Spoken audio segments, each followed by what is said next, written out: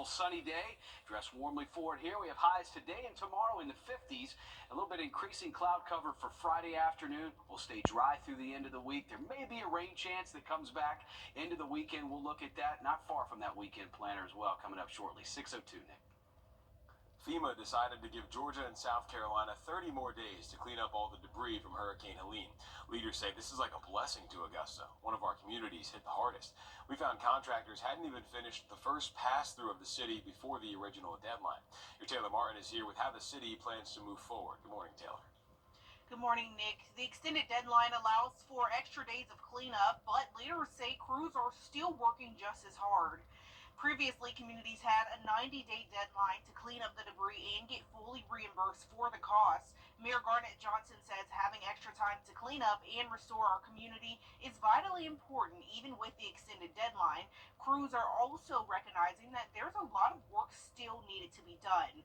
They also ask that everyone stays patient as crews work, especially around the holiday season, because as much as we want to get back to a new normal, it's important to put everyone's safety first.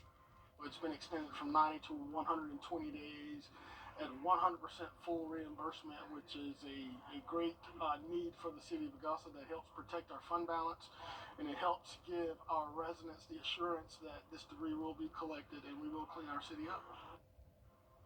Neighbors are asked to pile hurricane debris along roadsides, and crews plan to make at least 2 and possibly 3 passes along every street in the city to pick up the debris.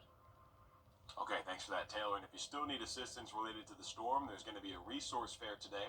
That'll be set up in the Arrow Candler Library from 1 to 4. That's at 1255 Druid Park Avenue in Augusta. It'll be free for you to connect with federal, state, and community organizations. Presentations will be from 1 to 2:15. Visiting with all the organizations starts at 2:30. Aiken County Public Schools will soon have a new cell phone policy. Starting after winter break, middle and high school students with cell phones or wearable technology that connects to those phones, like smartwatches, must turn them off and put them away. Those devices must stay that way for the entire school day. The school board approved that policy Tuesday. Parents within the county have mixed opinions on it. Billy Formisano says his son has always kept an A average at school. That is until he got caught on his phone. Formisano says he implemented his own policy by having his son drop off his phone at the front office and pick it up at the end of the day. He says they saw major improvements. Personally, feel that I'd be a bad parent by allowing him to continue to play on his phone and not listen to the teacher that's trying to teach him for the future. The vice chairman of the Aiken County Board of Education says he understands some parents are worried about safety. School administrators are expected to contact them if it's a necessity. If you'd like to read the full policy for yourself, we have it at the bottom of our story on Wrdw.com. Just search for the Aiken County Schools cell phone restrictions. We're learning about a shooting in South Carolina that possibly motivated a father to order a hit on a juvenile who's accused of being the shooter. Freddie Washington was arrested after authorities say he solicited the kidnapping and killing of that juvenile on social media. They say Washington blamed someone he thought was responsible for shooting his own son. Fairfax police now say when and where that took place. On October 29th, officers say Washington's son was driving to work with other people. When they stopped to pick someone up, shots rang out. They say his son was hit and tried to drive away, but the car wrecked in a ditch on Buford Avenue. They say the suspected gunman ran away, leaving Washington's son in critical condition.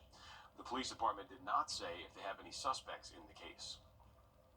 Police up in Charlotte confirm a South Carolina mother who went missing last month was found dead.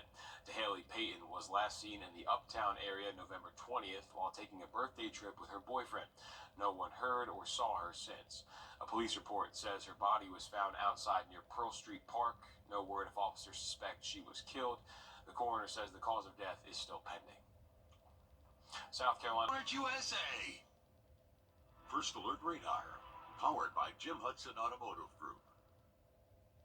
The state of South Carolina now faces a federal lawsuit claiming its treatment of people with mental illness is illegal. As State House reporter Mary Green explains, the U.S. Department of Justice alleges the state has been and continues to violate federal laws that protect Americans with disabilities.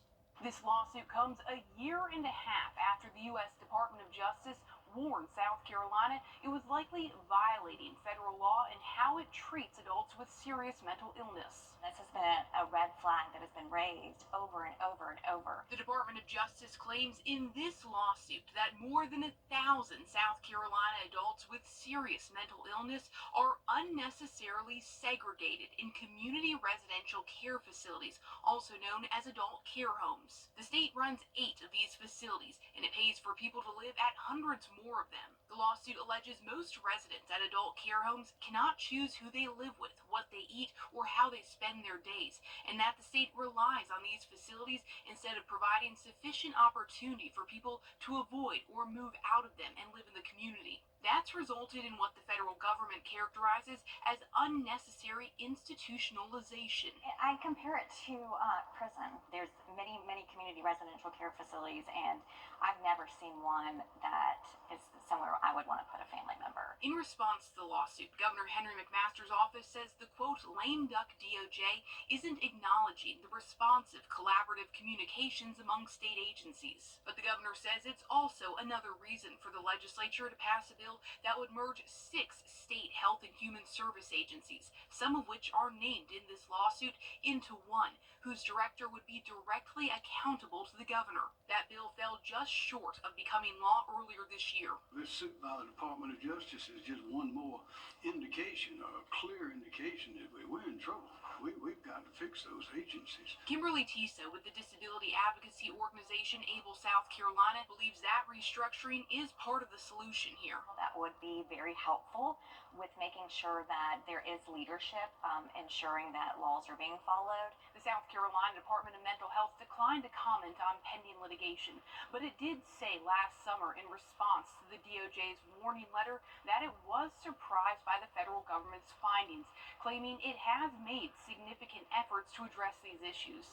Reporting from the State House, I'm Mary Green.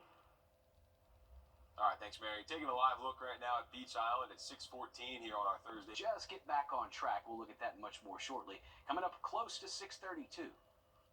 FEMA extends the deadline for how many days Georgia and South Carolina communities can use to clean up debris and still get full reimbursement. What hasn't changed is a deadline for you. FEMA says January 7th stays for how much longer you can ask for personal assistance. Your Taylor Martin joins us live in the newsroom on what you need to know while Augusta looks to rebuild. Taylor?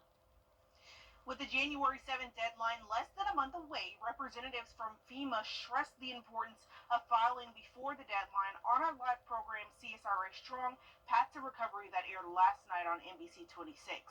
Meanwhile, Augusta Mayor Garnett Johnson announced Wednesday that the 100% reimbursement period for Hurricane Helene has been extended to 120 days. FEMA documents show that's for both sides of the river. Previously, communities had a 90-day deadline to clean up the debris and get fully reimbursed for the costs. The extension is crucial in Augusta because with only a couple of weeks left under the original deadline, leaders say contractors haven't even finished their first pass-through of the city. As they continue to work with the deadline extension, FEMA representatives say there's still time for you to get help too. To register with FEMA by that January the 7th deadline. Registering ensures that you are in our system to be potentially eligible for assistance for housing repairs, home repairs, temporary housing assistance, and other disaster-related needs. Now, for more information where that came from, you can catch the full CSRA Path to Recovery episode on Wrdw.com, along with the full list of FEMA aid centers in Georgia and South Carolina. Okay, thanks for that update, Taylor. And if you still need assistance related to the storm, there's going to be a resource fair today. That'll be set up at the Arrow Candler Library from 1 to 4. It's at 1255 Druid Park Avenue in Augusta. It'll be free for you to connect with federal, state, and community organizations. Presentations will be from 1 to 2:15. Visiting with all the organizations starts at 2:30.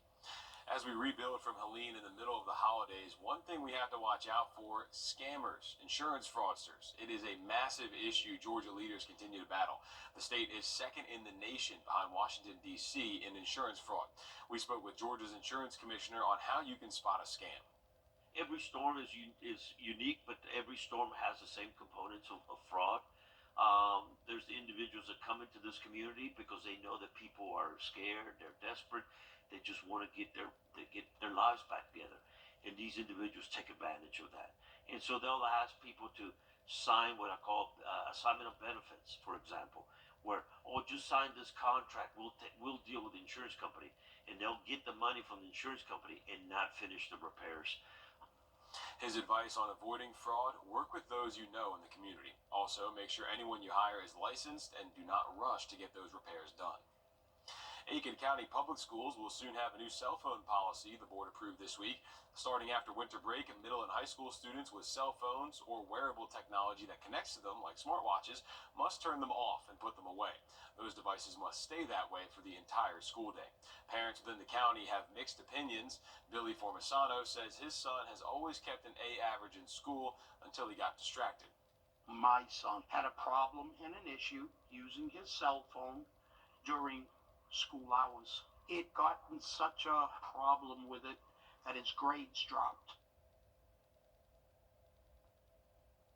Formisano says he created his own policy before this that yielded results. His son had to drop off his phone at the front desk when he got to school, then pick it up at the end of the day. The vice chairman of the Aiken County Board of Education says he understands some parents are worried about safety. School administrators are expected to contact them if it's a necessity. If you'd like to read the full policy for yourself, we have it at the bottom of our story on Wrdw.com. Just search for Aiken County Schools cell phone restrictions. After years of delays, a former district attorney will go to court. Jackie Johnson appeared before a judge yesterday as she prepares for trial. Prosecutors accuse her of not treating Ahmaud Arbery or his family fairly. After he was killed, she was accused of meddling in the investigation. During this hearing, lawyers went back and forth if Attorney General Chris Carr should be a witness. The indictment claims Johnson did not contact Carr about seeking help from a fellow district attorney. This was when she recused herself from the case and recommended George Barnhill take over. A spokesperson for Carr's office says the staff received a subpoena for records. They also say the office looks forward to presenting their case in the courtroom. As Johnson pleads not guilty, the judge will be in charge of deciding if Attorney General Carr can prosecute that case. Jury selection is expected to start January 21st. Investigators continue to gather evidence for the death of United Healthcare CEO Brian Thompson. A senior law enforcement official says fingerprints taken from suspect Luigi Mangione matched some prints found near the crime scene. The NYPD commissioners say they matched with a water bottle and protein bar they collected as evidence. Police previously said the suspected gunman visited a Starbucks before the shooting and bought them there. Deputies used a video to figure out where they were thrown away. New York police say the gun he had matches the shell casings found at the crime scene as well. Mangione and his lawyer continued to resist extradition to New York, so the process of getting a warrant from the Pennsylvania governor could take a while. Mangione's attorney says he intends to plead not guilty to all charges. Here at home, an attorney from Aiken is facing charges in another county. We learned William Mays is accused of placing hidden cameras in a Folly Beach rental that he owns. Charleston County deputies say he was arrested in December on 14 counts of voyeurism and 1 count of sexual exploitation of a minor. He was given a $260,000 bond and posted that bond. He's now out in Aiken as well, where he's charged with 5 counts of exploiting a minor and 2 counts of voyeurism. The SC Supreme Court ordered his license to practice law here is suspended until further notice. For many, the holiday season is one filled with joy and making memories. But for others, the holiday season brings on stress and fear as leaders see an increase in domestic violence cases. Your Hallie Turner is on your side with signs to look out for and how you can help. When the phone rings at Safe Homes of Augusta, it's not just a call for help. Hello, this is Leah. How may I help you?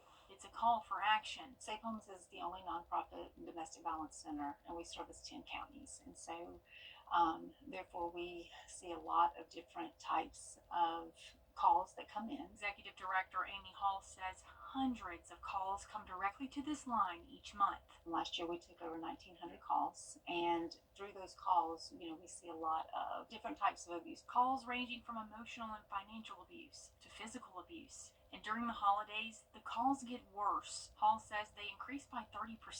We do get a lot of calls. It could be, not so much for shelter maybe, but just for outreach services. Because during those times, the domestic violence can worsen, then maybe we're getting calls for temporary protection order assistance. But she says more calls does not always mean the shelter fills up during the holidays. Not everybody's ready to leave during the holidays, and we can't, as the community, social workers, advocates, we can't push them to leave. You may not realize you or someone you love could be at risk, but she says there are things to look out for. Isolation is a huge one. The emotional abuse, we see a lot of that with the intimidation. If you see that your loved one is being intimidated by their partner. They're open 365 days a year. The 24-hour emergency unmarked shelter ready to help you at the first ring. In Augusta, Hallie Turner on your side. Safe Homes of Augusta has that 24/7 crisis hotline if you or someone you know needs help. That number is right there on your screen, 706-736-2499. You can also find it up on our website, wrdw.com. Still ahead, the nation's